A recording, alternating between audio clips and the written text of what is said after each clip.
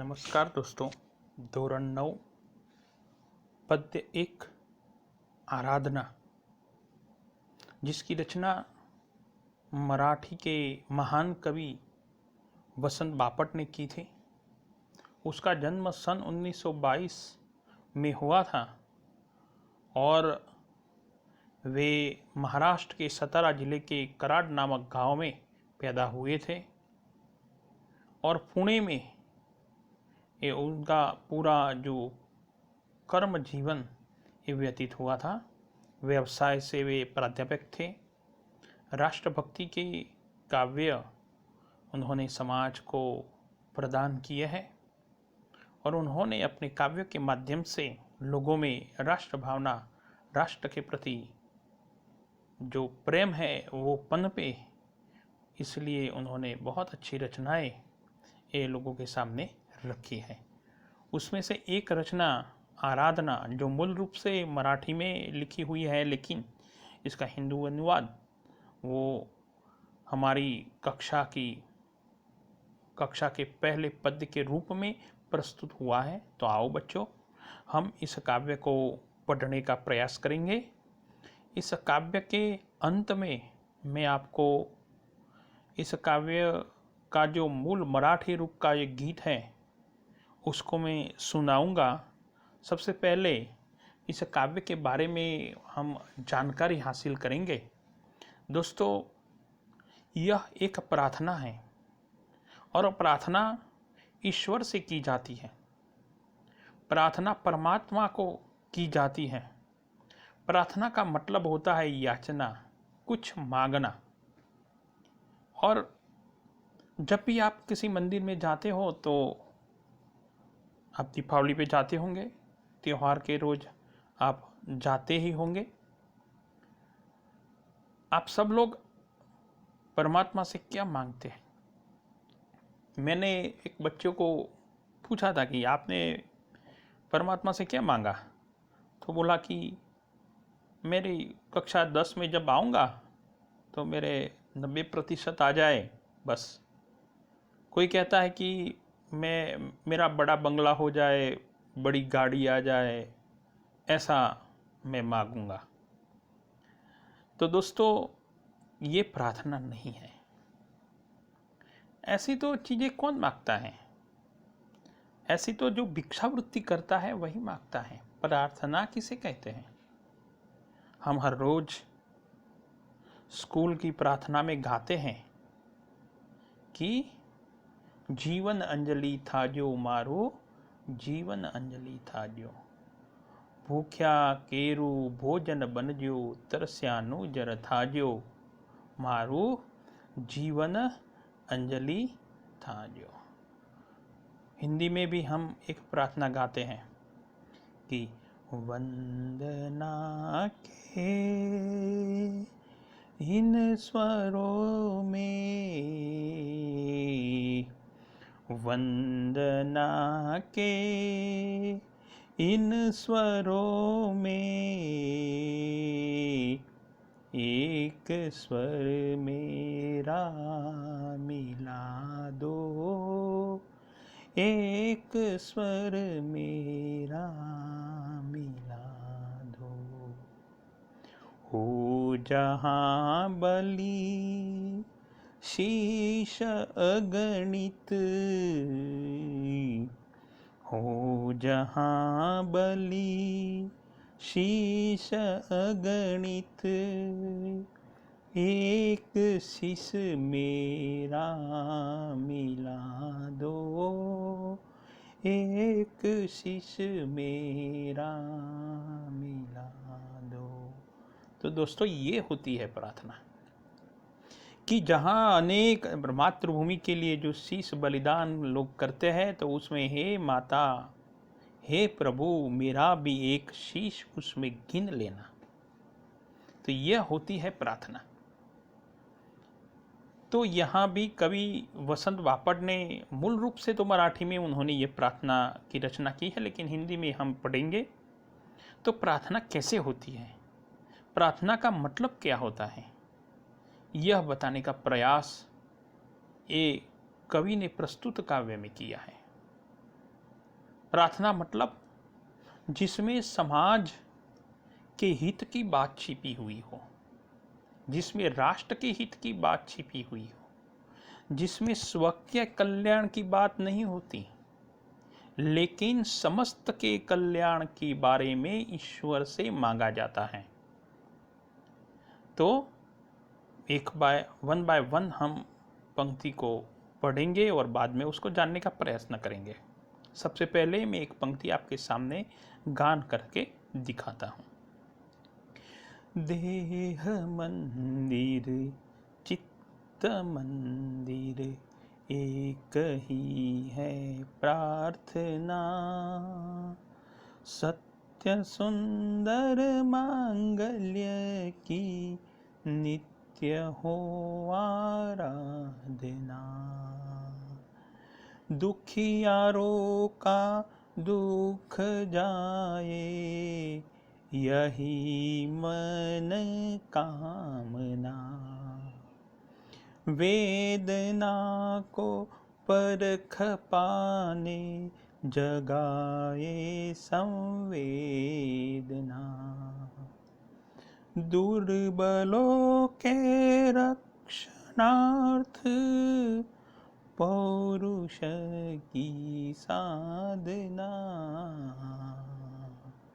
देह मंदिर चित्त मंदिर एक ही है प्रार्थना। कवि कहता है कि ये देह रूपी मंदिर, देह रूपी मंदिर मतलब ये जो हमारा शरीर है वो मंदिर है। हम कहते हैं कि हमारे हृदय में परमात्मा का वास है, तो ये शरीर में एक चेतना है, इसलिए उसको शरीर में हम सोच सकते हैं, जीवन जी सकते हैं, उसमें वृद्धि और विकास होता है। अगर कोई इंसान मर जाता है तो फिर उसको उस शरीर को जला दिया जाता है। तो ये देह रूपी मंदिर है, ये शरीर हमारा मंदिर है। चित्त मंदिर, ये हमारा मन भी मंदिर है। देह और मन दोनों से हे प्रभु एक ही प्रार्थना है। और क्या प्रार्थना है कि सत्य सुंदर मांगल्य की नित्य हो आराधना। सत्य की, सत्य शिवम सुंदरम, सत्य की आराधना हो, सुंदरता की, शिव की। शिव परमात्मा शिव वो सुंदरता की मूर्त है, सत्य की मूर्त भी है और मंगल कामना की भी मूर्त है। तो इस संसार में हमेशा सत्य, शिव और मंगल की आराधना हो। नित्य मतलब हर रोज, आराधना मतलब पूजा, पूजा हो। और आगे क्या कामना करता है? दुखियारों का दुख जाए। जो दुखी लोग हैं संसार में, जो दुखी जीवन व्यतीत कर रहे हैं, उसका दुख दूर हो, यही हमारे मन की कामना है कि इस दुनिया में कोई दुखी न हो। और वेदना को परख पाने जगाए संवेदना, और दुखी लोगों की वेदना को हम परख सके, पहचान सके, उसकी वेदना को छू सके, उसके दुख को छू सके, और हम उसके दुख को कुछ भी तरीके से हल्का करने का प्रयास करें। वेदना को परख पाने जगाए संवेदना, और वेदना को हम परख सके और उसकी वेदना को जान सके, और हमारे दिल में और उसके दिल में सहानुभूति जगाए। संवेदना का अर्थ होता है सहानुभूति। तो फिर से देह रूपी और चित्त रूपी मंदिर से नित्य एक ही प्रार्थना है कि सत्य, शिव और मंगल की हर रोज पूजा हो, दुखियों की दुख दूर हो जाए, यही हमारे मन की कामना है। और दुखी लोगों की वेदना को हम परख पाए और उसमें एक सहानुभूति जगाए। साथ में दुर्बलों के रक्षणार्थ पौरुष की साधना, और जो दुर्बल लोग हैं, दुखी लोग हैं, दुर्बलों के रक्षणार्थ पौरुष की साधना, और इसे दुखी लोग दुर्बल लोगों को उसकी रक्षणा के लिए, उसके रक्षण के लिए हमारे में पौरुष की साधना हो। पौरुष का अर्थ होता है मर्दानगी। पौरुष की साधना हो, ताकत की साधना हो, शक्ति की साधना हो। हमारी शक्ति और साहस ये किसी दुर्बल को दुखी करने में नहीं है, लेकिन उस दुर्बल को संरक्षण देने में है। इसलिए हम कभी भी जो दुर्बल है, दुखी है, उस पर हमारी शक्ति का दुरुपयोग नहीं करना चाहिए। आगे कहते हैं, जीवन में नव तेज हो, अंतरंग में भावना। जीवन में नव तेज हो, अंतरंग में भावना। सुंदरता की आस हो, मानवता की उपासना। शौर्य पावे, धैर्य पावे, यही है अभ्यर्थना। कवि कहते हैं कि जीवन में नव तेज हो, नया तेज हो, जीवन में एक नयापन हो, और अंतरंग में भावना, और जो हमारा हृदय है, अंतरंग मतलब हृदय, हृदय में अच्छी भावना प्रकट हो, और जीवन में सुंदरता की आस हो, सुंदरता की आस हो। कभी मलिन चीजों के लिए नहीं, लेकिन सुंदरता के लिए सुंदर आशाएं हमारे मन में जगे, और साथ में मानवता की हो उपासना। उपासना तो मानवता की होनी चाहिए। मानवी में जो ईश्वर है उसको पहचानने का प्रयत्न करना चाहिए। हर इंसान में ईश्वर का वास है, और वह इंसान कोई भी हो सकता है, किसी भी जाति का हो सकता है, किसी भी धर्म का हो सकता है, लेकिन हमारे दिलों में मानवता होनी चाहिए। अगर मानवता है तो तभी ये संसार चलेगा। अगर मानवता नहीं है, शत्रुता है, तो फिर संसार का एक दिन अंत हो जाएगा। इसलिए इस दुनिया में अगर जीना है तो मानवता की उपासना करनी है। उपासना का मतलब होता है पूजा।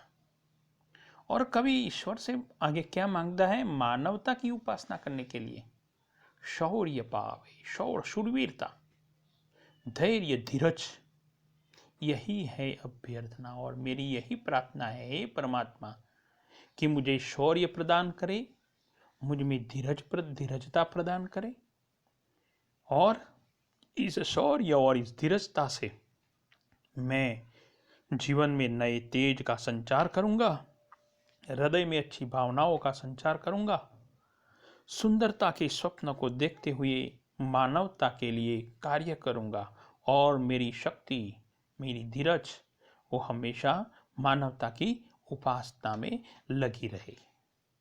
आगे कहते हैं, भेद सभी अस्त होवे, वैर और वासना।